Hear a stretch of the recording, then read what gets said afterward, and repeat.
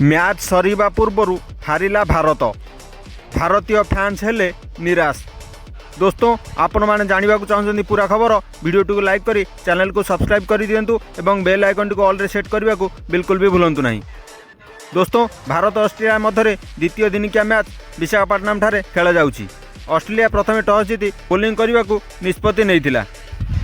यही मैच रे भारतीय दलर निराशजनक बैटिंग प्रदर्शन भारतीय क्रिकेट प्रेमी मानक शक्त आघात करिछि।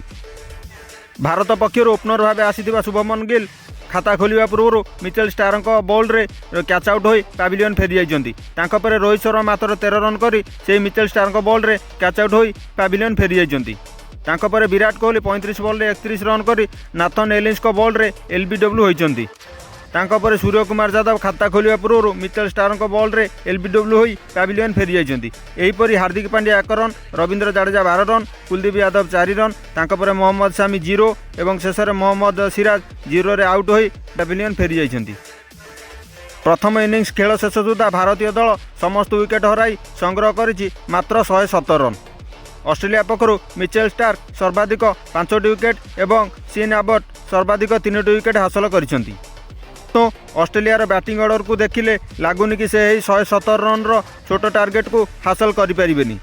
भारत कौन यही 117 रन भितर ऑस्ट्रेलिया टीम को अटकाई पारिबो?